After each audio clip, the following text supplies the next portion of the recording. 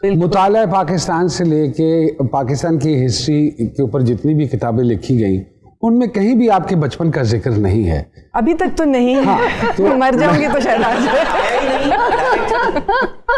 तो मैं ये जानना चाहता हूँ कहाँ पढ़ाई हुई और किन चीज़ों में इंटरेस्ट था, डांस में कैसे चली गई? Because you told me once कि क्लासिकल का शौक पैदा हुआ, अब्बा से बात हुई, how he permitted you to do whatever you want, how he supported as well.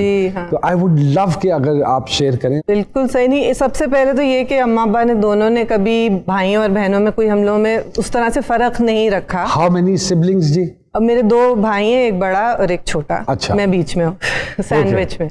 And अचानक ये क्लासिकल डांस का शौक पैदा हुआ? मुझे नहीं मालूम कहाँ से ये अम्मा अब्बा ने सोचा और कब ये किस तरह से, क्योंकि मैं तो बहुत छोटी थी। ये भी अम्मा अब्बा की सोच थी कि उन्होंने हमें डांस क्लासेस मुझे और मेरी कजन को शुरू करा दी और फिर जितना मैं सीख सकती थी मैंने सीखा। इंडिया भी आप गई, डांस के सिलसिले से गई या थिएटर के सिलसिले से? दोनों। अब्बा ने मुझसे पूछा कि भाई तुम्हारा अब FA हो गया और अब क्या इरादा है, करियर क्या चूज कर रही हो? तो मैं अभी सोच रही थी। उन्होंने कहा मगर ये मत सोचना कि बाकी दुनिया के बारे में मत सोचना, ये सोचो तुम्हारे दिल किस चीज में सबसे ज्यादा, क्या करना चाहती हो। वाह। तो मुझे उस वक्त जो पहला थॉट आया, मैं उस वक्त डांस सीख रही थी यहाँ पे, तो मैंने कहा मैं डांस सीखना चाहती हूँ। उन्होंने बगैर एक दफा भी उन्होंने कोई एक्सप्रेशन चेंज नहीं हुआ उनका। उन्होंने कहा ठीक है फिर मैं उसका इंतजाम करता हूँ ताकि तुम प्रॉपर्ली सीखो। तो फिर उन्होंने मुझे भेजा, क्योंकि हमारी बहुत सारी फैमिली इंडिया में है। अब्बा की कजन जो है वो ओडिसी डांसर है, उनके पास फिर भेजा। वो एक आश्रम में सिखाती थी, तो मैंने भी सीखना शुरू कर दिया। कितना अर्सा आप रही वहाँ पे? उस वक्त तो वीजा बहुत कम देर का मिला था, इसलिए 3 महीने थी। तो फिर वापस आके यहाँ किसी की शागिर्दी नहीं की? शागिर्द तो मैं यहाँ पे शुरू से थी, इंदु मिट्ठा जी की। अच्छा। जो 7-8 साल की उम्र से सीखना शुरू किया था, उन्हीं के साथ सीखा था। तो बस फिर उन्हीं की एडवाइस पे फिर भेजा अम्मा अब्बा ने। मैम आपकी कोई शागिर्दी करना चाहे तो आपका कोई इरादा है? अब तो मेरे गोडे गिट्टे रह नहीं गए इस काम के लिए। अच्छा मैम, आप हिंदुस्तान भी गई हैं, तो पूछना मैं चाह रहा था कि हिंदुस्तान की पहली गली में जो शौकत अली रहता था जिसे गोली लगी थी, जी उसकी तबीयत अब कैसी है? मैं पूछ लेती हूँ एक सेकंड। बचपन में बताया हिंदुस्तान की पहली गली उसमें रहता शौकत अली। मैंने सुना ही नहीं इसलिए। मैं क्या सी चार्ज रहना है लेकिन इतना नहीं रहना। अच्छा। जैसे सीमा करवानी साहिबा, जैसे निगर चौधरी साहिबा, उन्होंने तो इसको एज ए प्रोफेशन लेके चली। You never thought of that ji? I did। यहाँ पे ऑडियंस ही नहीं थी। फिर ये मैं उस वक्त की बात कर रही हूँ 88 I was just turning 18 और उसी वक्त ज़ियाउल हक साहब यहाँ से रुखसत हुए थे। उससे पहले तो कोई माहौल ही नहीं था।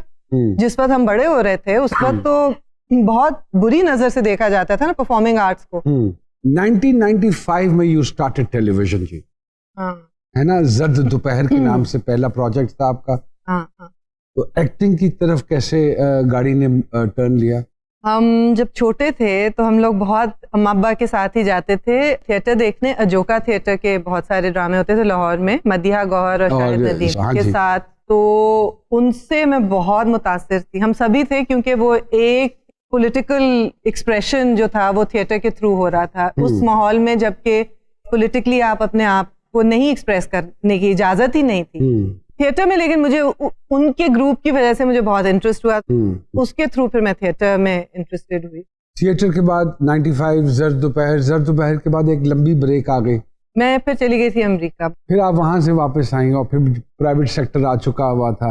मेरी जात जरा बेनिशान, एक रिवाइवल हुआ समिया मुमताज साहिबा का, और उसके बाद वो जो कहते हैं ना खा करके पक्के से जा बचिया, तो you really hit the ceiling actually। रो के जितने मैंने रोल किए हैं रोने वाले ना। मैं क्यों राइटर क्यों रुलाते हैं आपको? क्यों रुलाते हैं? अच्छी भली प्लेजेंट खातून हैं और हंसमुख हैं और अच्छी बात करती हैं और मजेदार बात करती हैं, तो ये क्यों रोने धोने वाले क्या नजर आता है उनको?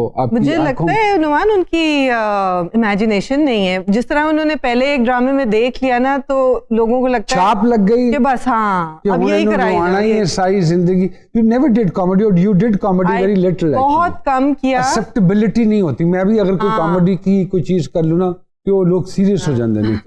तो यहाँ क्या कर रहे हैं? यही तो कर रहे हैं। मतलब अच्छा लग रहा है, आप पे सूट भी कर रहा है।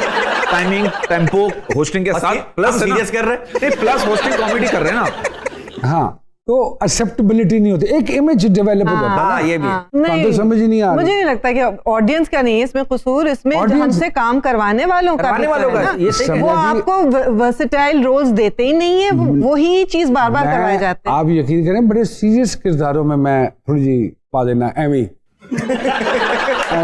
बड़ी खूबसूरत लगती है, मैं तो कर लेता हूँ, लेकिन एक्सेप्टेबिलिटी उस हद तक नहीं है जिस हद तक होनी चाहिए। फार्मिंग की तरफ कहाँ चली गई? फार्मिंग तो शुरू से ही था ना मेरा शौक, तो शुरू से था और मैं शुरू कर भी दिया था अर्ली 20s में। ये शौक कहाँ से पैदा हुआ? गमलों में कुछ लगाने से डेवलप हुआ जमीन? मेरे ख्याल से उससे दूरी की वजह से, क्योंकि वही मैं आपको बताई थी ना, अम्मा अब्बा तो बहुत ही शहरी, तो इसलिए शायद मुझे ज्यादा शौक हो गया।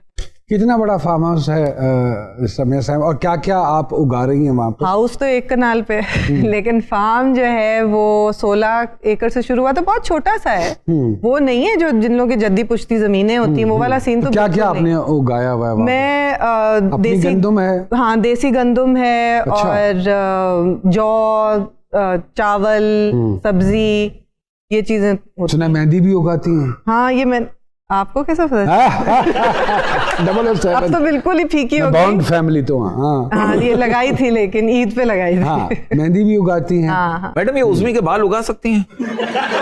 तेल भी बता रही थी इसी किस्म का, मुझे बताया शूटिंग के दौरान कि फलां चीज का तेल is very good, very healthy for sir के बालों के लिए। वो भी मैं भूल गया। मैं तो अब मिक्स ही होता है। नेक्स्ट टाइम कोशिश करूंगा, जब सरकार के साथ कोई प्रोजेक्ट कर रहा हूं ना, तो एक कॉपी पेंसिल आती च रखा कि सरकार जेड़े जेड़े नुस्खे दसी जाती, क्योंकि नुस्खे बड़े ने, क्योंकि कोई दवाइयों से पाक है ये देसी चीजें, उनसे जोड़ों की दर्द खत्म हो जाएगी, फलां चीज हो जाएगी, आपका जुकाम है, खांसी है, ये है, रेशा है, तो हकीम अंदर एक छोटी जी हकीमनी भी बैठी है। अच्छा मैडम, ये जोड़ों और पट्ठों का दर्द जो है ये डॉक्टर और हकीमों के पास होता है, ये उल्लू के पट्ठों का इलाज किसके पास होता है? ये पुलिस के पास होता है। मेरी अम्मी का किडनी का इशू है, तो डॉक्टर्स ने कहा सुबह निहार पर मुंह पानी नहीं पीना है। निहार शो में आए क्लिनिक है। डिपेंड करता है ना कि आपके क्या मिजाज क्या है और आपकी रिक्वायरमेंट क्या है। कई मुझे मालूम है, जैसे कई वेद और हकीम ये भी कहते हैं कि बहुत ज्यादा पानी फलाने लोगों को नहीं पीना चाहिए, उनकी न्यूट्रिएंट्स ही डाइल्यूट हो जाते हैं। ये भी मैंने सुना। तो ये रियली क्या नहीं सुना वो सुना दे आपको, क्या नहीं सुना वो बता दें। वो बताएं। ये नहीं सुना। ये दोबारा सुना देंगे। सरकार ने की जो जर्नी है, क्या कहीं कहीं से होते होते बड़ी स्क्रीन तक जाती है। वो बड़ी स्क्रीन हम ब्रेक के बाद डिस्कस करेंगे। Let's take a quick break.